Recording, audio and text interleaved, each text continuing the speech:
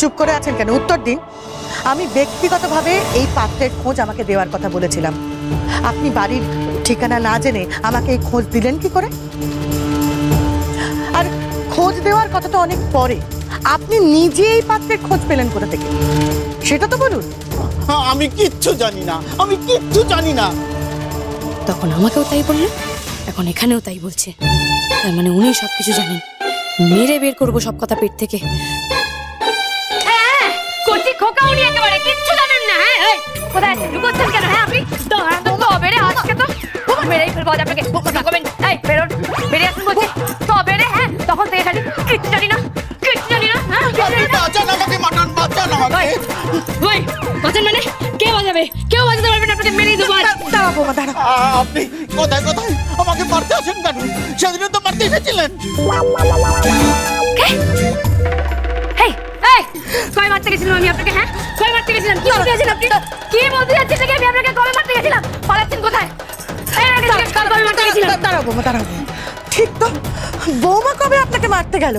আর অন্য কিছু আপনি নাই জানতে পারেন, কিন্তু যেটা নিজের মুখে বললেন সেটা তো জানেন, সেটা তো বলুন। না মানে ওই মানে এই ব্যাটার লক্ষণ বলছে ও অনেক কিছু জানে, কিন্তু মুখ খুলছে না। কি মানে করছেন বলুন তো? ভাই ঠিক করে বলুন, আমি আপনাকে কবে মারতে গেছিলাম? হ্যাঁ কবে মারতে গেছিলাম আমি আপনাকে? যদি না বলেছেন না গল্প বানিয়ে বলবেন। কিন্তু পালিয়ে যাচ্ছে। আরে ওকে ধরুন। কিন্তু বৌমার সঙ্গে এই ঘটক মশাইয়ের তো কোথাও দেখা হওয়ার কথা নয়। তাহলে উনি এমন বললেন কেন যে বৌমা এর আগেও মারতে গেছে? তাহলে কি বৌমার সঙ্গে এই ঘটক মশাইয়ের কোথাও দেখা হয়েছিল?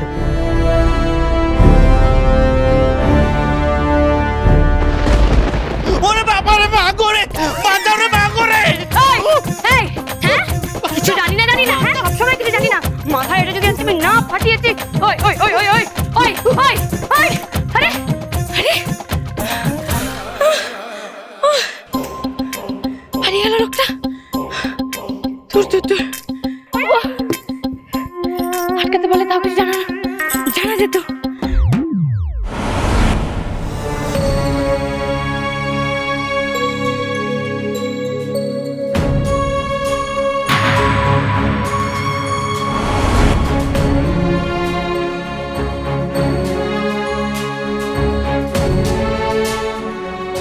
হে ভগবান, যা ভয় পাচ্ছিলাম তাই হলো। এই বাড়িতে এসে প্রথমেই মেসদির মুখোমুখি পড়লাম।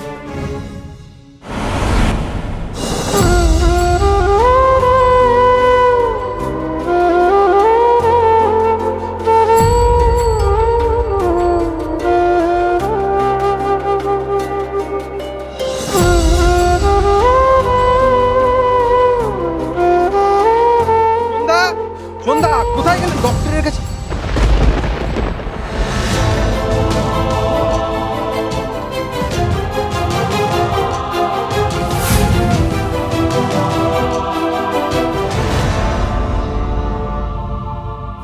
সন্ধ্যা, শুধুমাত্র সন্ধ্যার জন্য আমার পর্দাদাকে নাকি বাড়ি থেকে পালিয়ে পালিয়ে এখানে ওখানে গিয়ে লুকিয়ে থাকতে হবে? না না না, এর একটা বিহিত হওয়া দরকার। ওই সন্ধ্যাটার বড্ড বার বেড়েছে। ওই মেয়েটাকে এবার বাড়ি থেকে তাড়াতেই হবে। কি ব্যাপার রে শৈল? কদিন ধরেই তো তুই আমাদের বলে যাচ্ছিস সন্ধ্যার তালে তাল মেলাও, সন্ধ্যার তালে তাল মেলাও। কিন্তু তালটা হঠাৎ কাটলো কেন? হ্যাঁ, হঠাৎ সন্ধ্যার উপর চটে গেলি কেন রে? আমি এতদিন ধরে তোমাদেরকে যা বলেছি ধরে নাও সব ভুল বলেছি। আমার সব কথা ভুলে যাবো এবার তোমরা, কেমন? ওই সন্ধ্যাটাকে না আমি একেবারে আর দেখতে পাচ্ছি না। ওকে নিয়ে আমরা আগে যা ভাবতাম, ওর সাথে যা করবো বলে মনে করতাম, সেইটাই ঠিক ছিল। বড় গোয়েন্দা হয়েছে না, বড় গোয়েন্দা হয়েছে সন্ধ্যা। সবাইকে সন্দেহ করা, সবকিছুকে সন্দেহ করা। আরে বাবা, এইভাবে চলতে থাকলে তো দাদা খুব শিগগিরই ধরা পড়ে যাবে। তার আগে তো আমাদের কিছু একটা করতে হবে নাকি? এই শৈল, কি হয়েছে পরিষ্কার করে বলতো? তোর আচরণে এটা স্পষ্ট যে দাদা এমন কিছু করেছে যার জন্য দাদা সন্ধ্যাকে ভয় পাচ্ছে। কিন্তু কেন ভয় পাচ্ছে সেটা তো বুঝতে পারছি না। না, এই যে শৈল রানী, পুরোটা ঝেড়ে কাশো তো দেখি। আরে চুপ করে আছিস কেন? ক্ষত কতটা গভীর সেটা না জানলে কিন্তু মলম দেওয়া যাবে না রে শৈল। আর দিলেও কাজ হবে না। তাই বলে ফেল। কি আর বলি বলো তো তোমাদের? এই যে সন্ধ্যা স্মৃতি গেছে না, এর জন্য অঙ্কন দায়ী।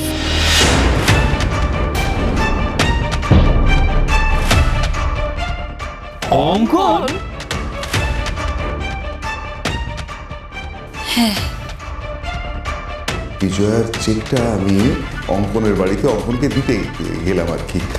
ভাবতেও পারিনি পেছন পেছন ধাওয়া করেছে সন্ধ্যা।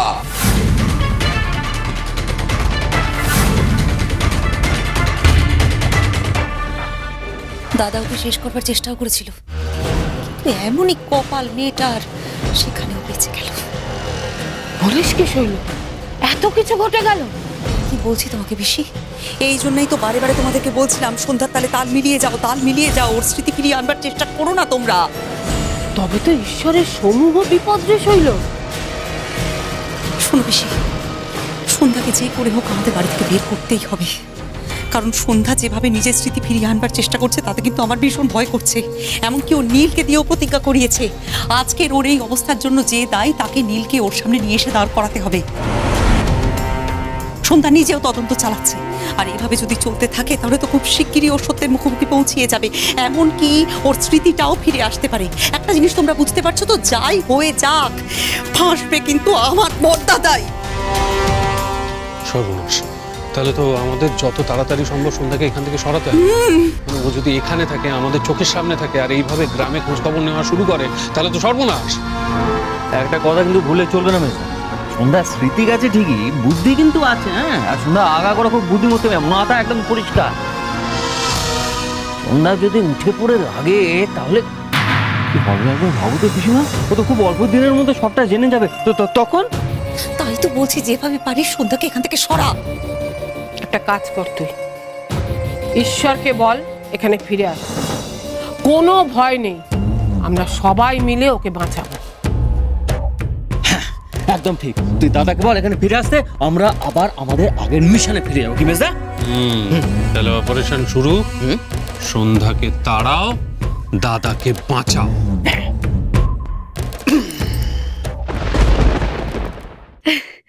তোমাকে দেখে আমার যে কি আনন্দ হচ্ছে না বোন, আমি তোমাকে কি বলবো।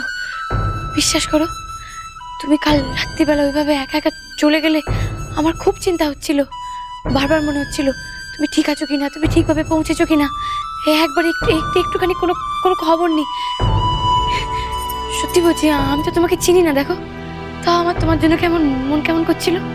আর সকাল থেকেও আমি কোনো কাজে মন বসাতে পারছিলাম না। তোমাকে দেখে আমার যে কি ভালো লাগছে না, মনে হচ্ছে আমার ধরে প্রাণ এলো। এখন একদম সময় নষ্ট করা যাবে না, বললাম না ডক্টরের কাছে যেতে হবে, চলুন। আরে আপনি আমাকে এভাবে তাড়া দিচ্ছেন কেন? আমি ওর সাথে দুটো কথা বলবো, তারপর যাবো। দুটো কথা তো অনেক পরের কথা, একটাও কথা বলতে হবে না।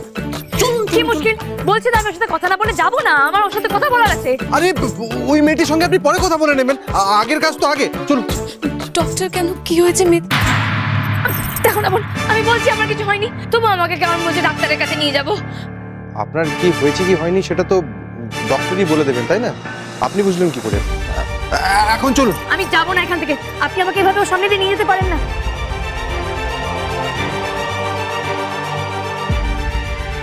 আই এম সরি তারা, আমি জানি তুমি এই অবস্থায় এসেছো, নিশ্চয়ই কোনো বিপদে পড়েই এসেছো। আর সন্ধ্যার শরীর খারাপের কথা শুনে তোমার নিশ্চয়ই মনের মধ্যে একটা টেনশন তৈরি হয়েছে, কিন্তু আমার কিচ্ছু করার নেই। এই পরিস্থিতিতে সন্ধ্যাকে বাঁচিয়ে রাখতে গেলে এটা ছাড়া আমার আর কিচ্ছু করার নেই। তুমি আমায় ক্ষমা করে দিও তারা, সরি। বিয়ের আসর থেকে ওই বাড়িতে যাওয়ার পর ওখানে কেউ আমাকে ভেতরে ঢুকতে পর্যন্ত বলেনি। তারপর আপনাদের বাড়ির গাড়িটা এখানে দিতে এলাম, তারপর যখন ফেরত গেলাম তখন ওদের বাড়ির বাইরের ঘরে রাতটা বসেই কাটিয়েছি। কোথায় গেল মেয়েটা? চলে গেছে। আর আপনি তো জানেন আমি মেয়েটার সাথে কথা বলতে চাইছিলাম, আপনি ওকে যেতে দিলেন কেন? আটকে রাখতে পারলেন না? তুমি যাও মা, ডাক্তারের কাছে যাও। কংগ্রাচুলেশন, আপনার ওয়াইফ প্রেগনেন্ট।